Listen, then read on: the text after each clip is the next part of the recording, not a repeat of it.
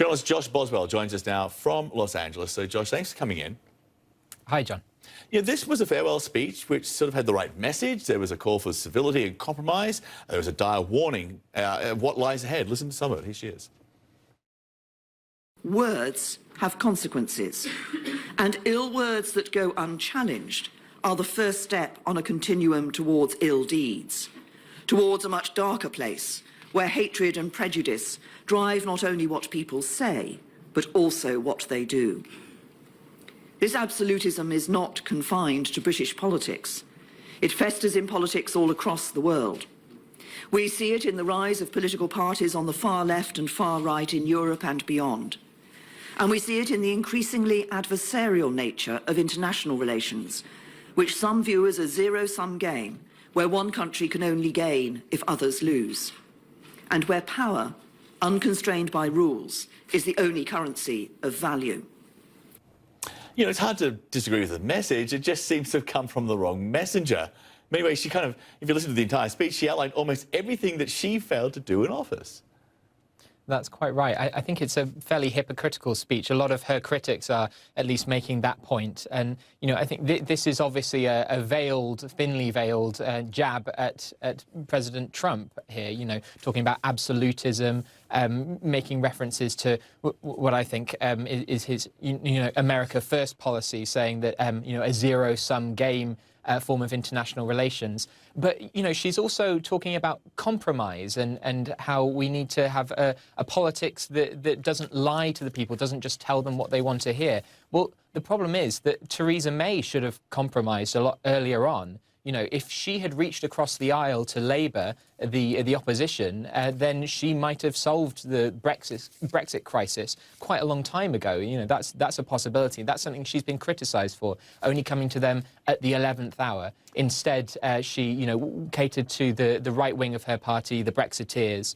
And there's a lot of these criticisms that you could level straight back at her. Yeah, there was an editorial in The Guardian which seemed to sort of, you know, bring home that point. It was especially blunt, calling out her failure to speak about the risks and dangers of leaving the EU without a deal. This is part of it. She retreated into a familiar routine of blaming Parliament for the current impasse, as if she were a paragon of flexibility and compromise, while implacability was found everywhere else. No honest narration of the past 3 years would substantiate that self-serving revision of events. It is true that Mrs May suffered at the hands of fanatical Eurosceptics in her own party, but by pandering to their unrealistic fantasies, she became the author of her own misfortune. Yeah, there does seem to be this element of self-delusion in what she did not say. But how is this all being seen by the British public? Apart from, you know, there's some admiration for her determination and stamina, how do they view her legacy?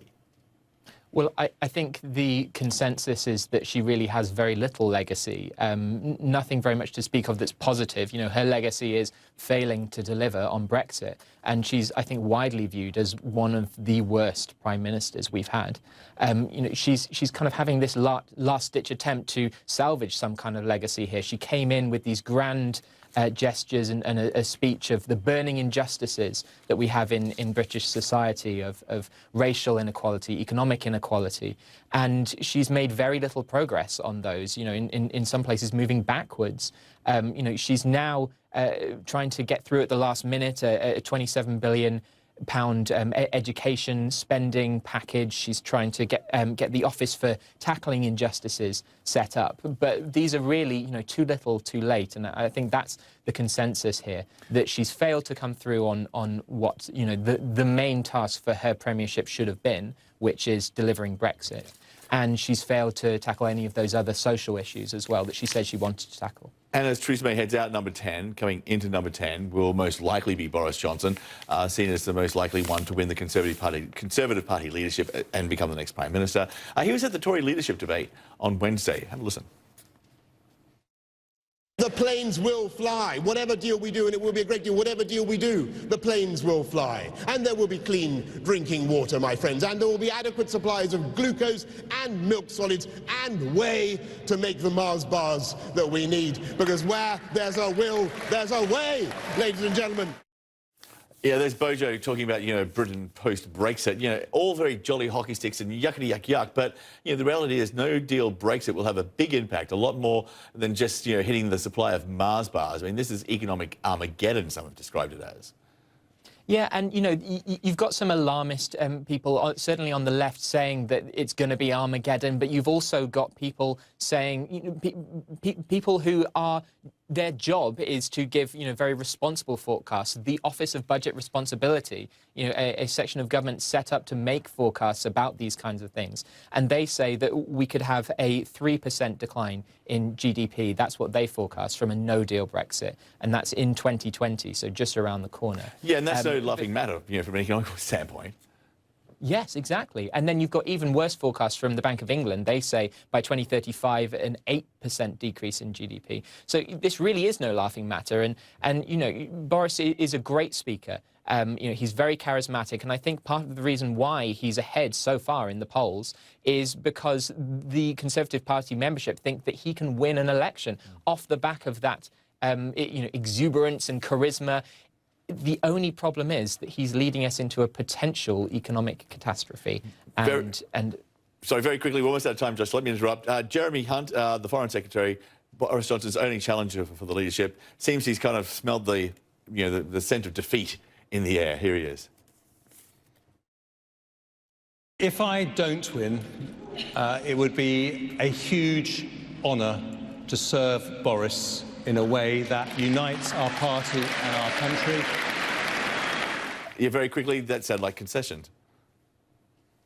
Yeah, it's coming to sound like that he's really kind of getting to that point. I think that the polls are so clearly showing that Boris is ahead. Really, as a good politician, he should be making those moves if he wants to have any kind of high-ranking job. I think Boris would be clever to do what Churchill would do, a man who he very much admires, and be very gracious in victory.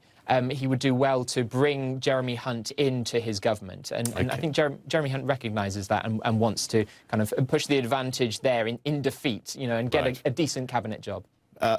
Josh, thanks so much. Good to see you. Thank you, John. Short break. When we come back, the US national debt continues to surge. It seems the once fiscally conservative Republicans, they just don't care. That's next on CNN Newsroom.